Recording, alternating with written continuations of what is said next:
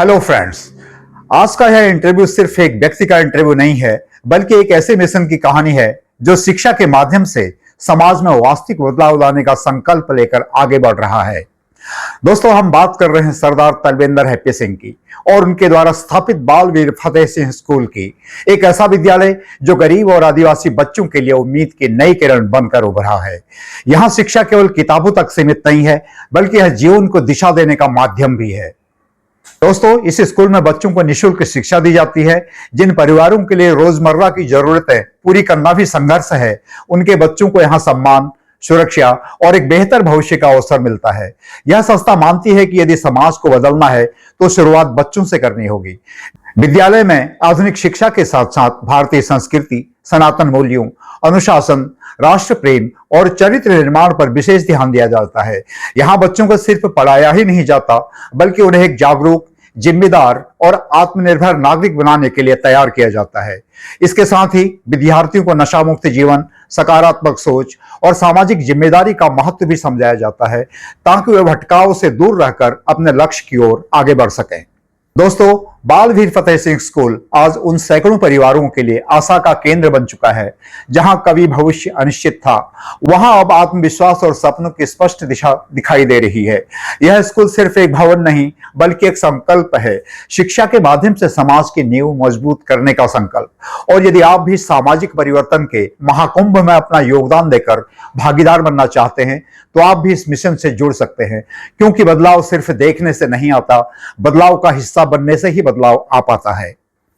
तो दोस्तों, आज हम जानेंगे कि किस सोच, किस संघर्ष और किस दृढ़ निश्चय ने इस विद्यालय को जन्म दिया और कैसे एक व्यक्ति का संकल्प सैकड़ों बच्चों के जीवन में परिवर्तन की कहानी लिख रहा है। क्योंकि जब नियत साफ हो, जब मकसद समाज का हो, तो एक स्कूल भी क्रांति बन जाता है। क्योंकि बदलाव भीड़ से नहीं, एक संकल्प से शुरू होता है। सर, ये जो आदिवासी क्षेत्र में आपने स्कूल खोला है, इसके पीछे आपकी क्या सोच रही है? क्या सोचकर आपने इस आदिवासी के पिछड़े क्षेत्र में बाल वीर फतेह सिंह नाम से स्कूल खोला?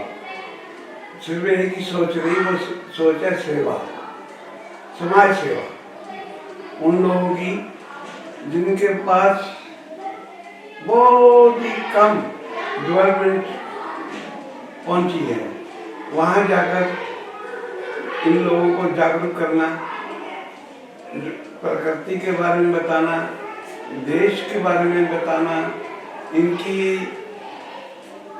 शक्ति के बारे में बताना कि ये क्या कर सकते हैं। यही कारण था कि मैं इस क्षेत्र को चुना। ये मेरे प्रदेश का सबसे बैकवर्ड क्षेत्र है।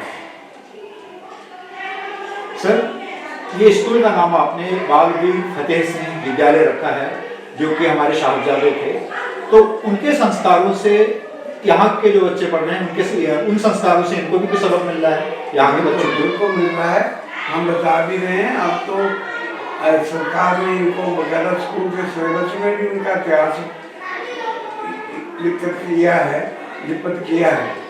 तो इनको पता चलेगा, छोटे छोटे बच्चों ने भी अपने देश और धर्म की खातिर कितनी कुर्बानियां दे दी। उन लाखों शूरवीरों जो बेनामी जो देशभक्त हुए, जो मुगलों की, अंग्रेजों की गोलियों से जंगलों में, बियाबानों में सर्दी होकर आ गए, शहीद हो गए इस देश की खातिर। उनके लिए भी इनको बताया जाए कि हमने आज़ादी कैसे प्राप्त की और इसको आगे तक, जब तक हम जिंदा हैं, कैसे बरकरार रखना। तो ये प्रेरणा मिलती है बाबा फतेह सिंह जी से, बाबा जोरावर सिंह जी से, गुरु गोविंद सिंह जी के समस्त परिवार से और उनकी कुर्बानियों से। और इनको बकायदा डेली बताया जाता है। सर, यहाँ पर हमने देखा बच्चे गुड मॉर्निंग की जगह यहाँ पर जय श्री राम बोलते हैं, राम राम बोलते हैं, चरण स्पर्श करते हैं गुरुजनों का, अपने से बड़ों का। तो इसके ये संस्कार उनको कहाँ से और किसके द्वारा दिए गए?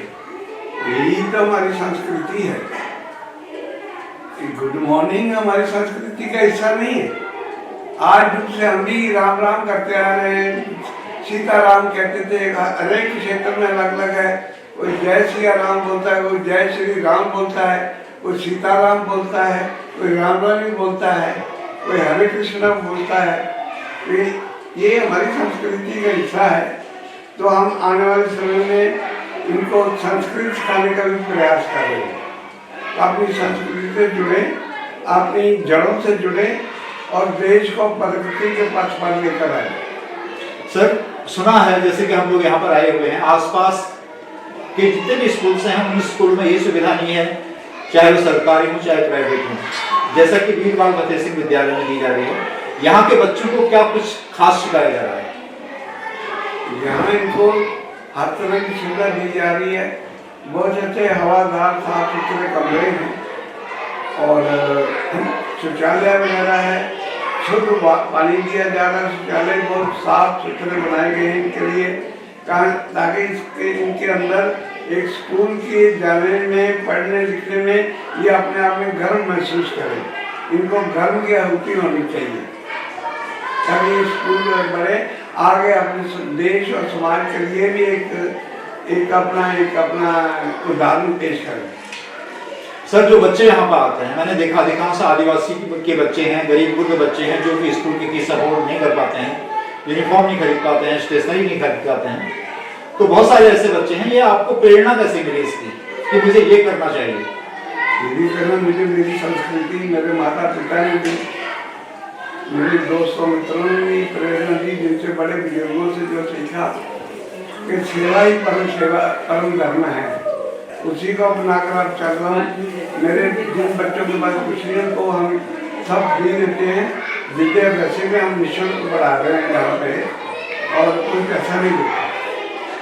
बाकी यूनिफॉर्म है, ट्रांसपोर्ट है। कई ऐसे बच्चे हैं जो बेचारे जिनके माता पिता भी नहीं है, ट्रांसपोर्ट से आते हैं, पैसे नहीं दे पाते। कई बार मेरे टीचरों का सर इनकी पैसा नहीं आ रहा है, इनको निकाल दें, इनको नहीं निकालना।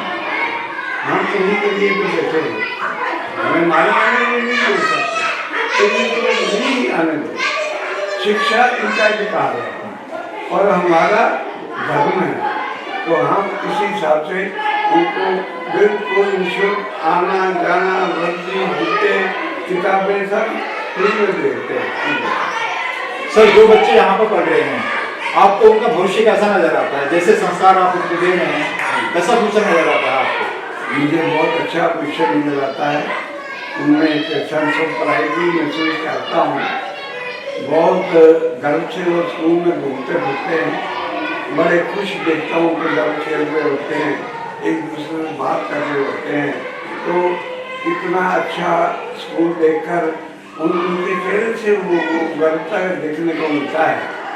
तो मुझे यकीन है एक दिन ये बड़े होकर इनमें से कई बच्चे बड़े बड़े अफसर बनेंगे, अपने गांव का, अपने शहर का, अपने प्रदेश का और देश का नाम रोशन करेंगे। सर, जो बच्चे यहाँ पर पढ़ रहे हैं, आपने नोटिस किया होगा किसी के अंदर कुछ प्रतिभा होती है, किसी के अंदर कुछ, किसी के अंदर कुछ। तो इन सब को देखते हुए इन बच्चों के लिए आपके जहन में भविष्य के लिए क्या योजना है? मेरे ये सारे ही बच्चे, मैं किसी एक की बात करना चाहता, ये सारे ही बच्चे बहुत प्रतिभाशाली हैं। इनके लिए स्पेशल कोचिंग का, मैं स्पोर्ट्स टीचर्स का भी अरेंज कर रहे हैं हम। इनको बाकायदा कम से कम 1/3 टाइम इनको एक्स्ट्रा करिकुलर एक्टिविटीज़ में करवाई जाती हैं, ताकि ये लोग चुस्त दुरुस्त और एक्टिव रहें, अपार्ट फ्रॉम जो स्कूल एजुकेशन उसके लिए। सर, जो बच्चे यहाँ पर पढ़ रहे हैं, आप उनके पेरेंट्स को क्या संदेश देना चाहेंगे? जिनके बच्चे पढ़ रहे हैं, उनके अभिभावकों को? उनको यही कहना चाहता हूँ कि इन बच्चों का मान सम्मान करिए और इनको उत्साहित कीजिए कि ये स्कूल जाएं, अच्छा पढ़ें, अच्छा लिखें, और इनको जो वो अच्छा दे सकते हैं एज हमारे एक माता पिता के तौर पे उनको अच्छी शिक्षा दें। उनके सामने कोई धूम्रपान ना करें, गुटखा ना खाएं, दारू ना पिएं। उनके सामने एक अपने घर के संस्कार उनको दिखाएं, ताकि वो भी आगे चलकर अच्छे देश के नागरिक बने। सर, प्रेयर के समय हमने देखा बच्चे वहाँ पर शपथ लेते हैं, नशा मुक्ति का, सनातन के पालन का, धर्मांतरण का।